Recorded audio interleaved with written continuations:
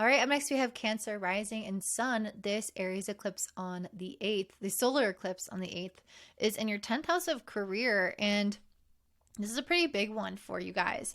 I feel like you are going to be going through this period of time where you are going to unlock the kind of things that are going to bring you success within your career or other endeavors that you have goals towards. And I really see this with the gem. I feel like that is trying to tell you that you're kind of digging deep for what makes you special, what makes you unique, what can make you money. But ultimately, this eclipse being conjunct Chiron in Aries is going to put your confidence to the test. And I think that's why you have to do some digging to reveal the gem beneath.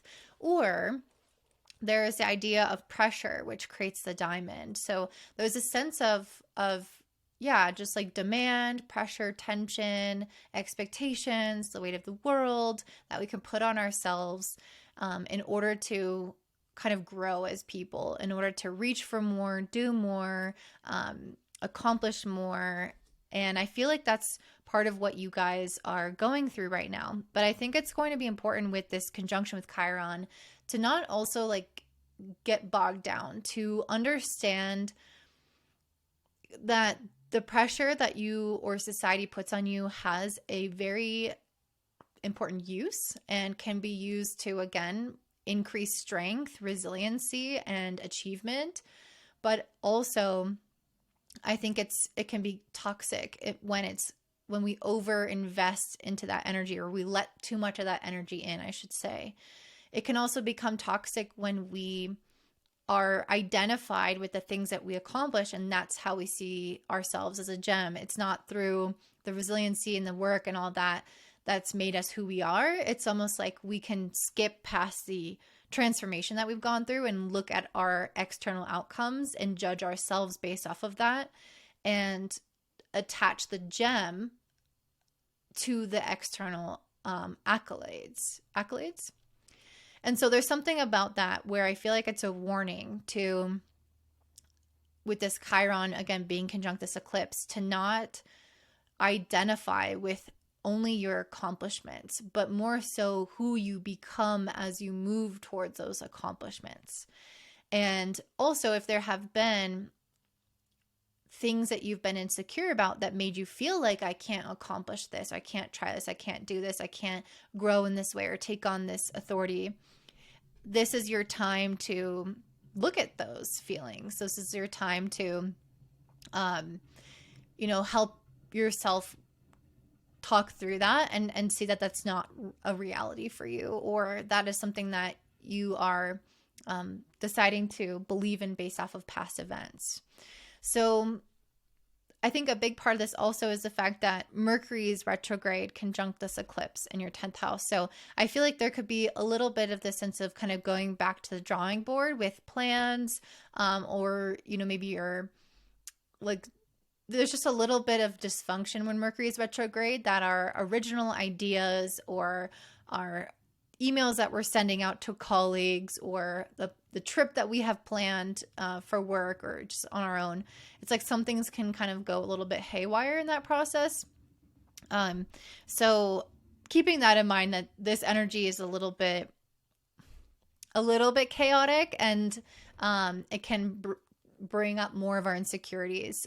So like if you make a mistake or something doesn't go right, it could trigger some of that Chiron energy to blow it out of proportion, or to correlate it to something in the past that has happened, when in reality, you're actually doing really well. And it's important to, again, acknowledge the parts within you that have really transformed as a result of this efforts, and that the good parts of you, basically, or all parts of you. So, okay, that is something that I'm just feeling like is happening here. I think ultimately, with Mars, the ruler of this eclipse, being conjunct Saturn, we can just feel a lot of that weight and a lot of that pressure, again, from society, from our own expectations, from authorities' expectations. We can have beliefs about who we should be, how far we should be in life, or what we should be like in order to accomplish X, Y, and Z, or to try X, Y, and Z. This is a time for you to break new ground. And so every time we try to break new ground, maybe learning a new skill, starting a new relationship, starting a new job, moving somewhere new, something significant like this, anytime we're trying to do that, it's when all those fears come up, all those insecurities or all those expectations or comparisons or, the weight of the world can start to step in when we're trying to make these transitions.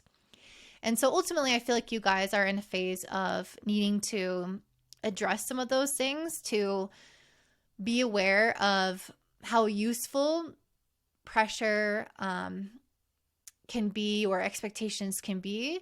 And then also when it's toxic and excessive and not useful. Having too hard of an expectation, having too much self-judgment. How can we use judgment as a way of, how can we use the Saturn energy, this judgmental energy of Saturn, to look at a situation with discernment, with clarity, with realism, to be aware of what kind of steps it takes to move things forward without letting that energy turn in on us or become overbearing towards us, where we start to feel like, oh, we can never accomplish it. There's just too much. We're not good enough.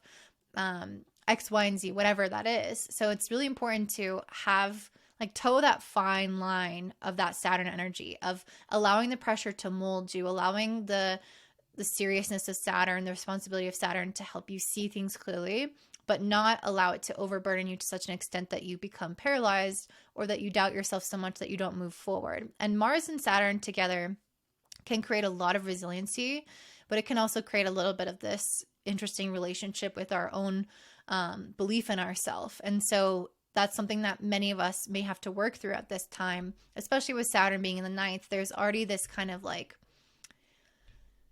this natally Saturn in the ninth can have a little bit of this kind of cynicism to it. And we can already feel the ninth is this house of optimism with Saturn here. It kind of takes some of that away. So we just want to be aware of how certain things in life can take away our self-belief and counteract those or challenge those thoughts, challenge those perceptions, so that we can break new ground and not be too inhibited by those outside perspectives or whatnot. So I feel like you guys might be coming out of a phase where a lot is shifting in your life with this eclipse. This is an eclipse in the 10th house.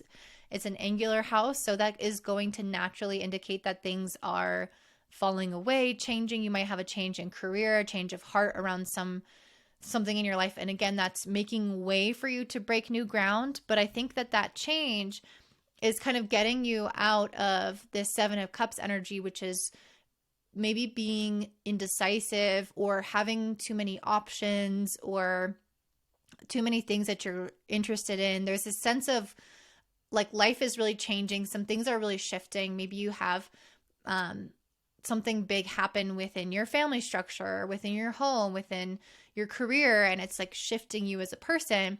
And I think that's also going to help clear up the clouds of possibilities. And it's going to help you get more focused, because the 7 of Cups energy can be very diffuse. When we put our energy everywhere, when everything is interesting, when we're super imaginative, it can be very diffuse. And I think that's something that is trying to clear up for you. But I also think you might still be experiencing it at this eclipse, because Venus is conjunct Neptune and Venus is in Aries in your 10th house. So this is very much an imaginative kind of energy, oh, what would be the perfect world? Or it'd be so fun to do this. And we can have, again, lots of options and not always the clarity on this is the exact step, or, this is what I need to cut away. So sometimes we can entertain too much or just not see the full picture. So I think that's, again, going to come up during this eclipse, but I think it's going to come up so that we can hopefully resolve it. With Mars being next to Saturn, it gives us that reality check and that sense of time and constraints and limitations that we need in order to actually bring something to life. It does take focus. We have to say no to some stuff. We have to realize things are not all possible to be done at once. And so I think that's part of what you're going to be navigating here, is this level of commitment to something. and deciding that this is what I want. This is what I'm going to focus on. And I think that's going to be very important for you. I think that does mean that you're going to have to walk away, though. With the Nine of Pentacles and Eight of Cups, there's something that you are going to invest into independently. Again, this is an Aries eclipse. It's very much about doing something on your own. So what is something that is unique to me that I really want to do, that is not, I'm not going to rely on other people to make it happen. I'm going to try to do this anyway, solo or not. So that's the Nine of Pentacles. I'm going to invest in this no matter what. I have my own back. And then the Eight of Cups is the opposite of I'm walking away from something. So I think for many of you, you're going to have to make some big decisions. And that's why we have the Saturn energy, that discernment, that judgment that can be useful to pair things up and look, okay, what's the pros and cons? Like, what is worth my time? What would I most succeed with? What is most aligned with my interests and my talents, and people's needs or whatever? And the Eight of Cups is also being honest about what doesn't really make sense for me long term. What maybe feels good now, but doesn't feel good 10 years from now. And that Eight of Cups energy is about being willing to let that go and walk away from whatever that is that may not suit you in the long term. So I feel like you guys, again, are having some really big changes in your life, some things shifting that might be very fated for you, that is outside of your control. But I think you are also, as a result of that, going to have more clarity around the decisions that you need to make as a person to further direct your life. You are a cardinal sign. That is about taking the wheel into your own hands and making decisions about which turn you're going to take. And if you don't, then the universe will do it for you and you might not like it. So this is your time to, again, take the bull by the horns, make this discerning decision, and not get weighed down by expectations, but have standards and expectations in a healthy constraint, in a healthy way, that can support you. So that's what I'm seeing for you, Cancer. If that resonates with your experience, I'd love to hear from you down below. If you want to get a reading from me, you can check me out at Cosmic Clarity Astrology, which I link in the description box. Don't forget to give me a thumbs up, subscribe, share with your friends, and have a beautiful day. Bye.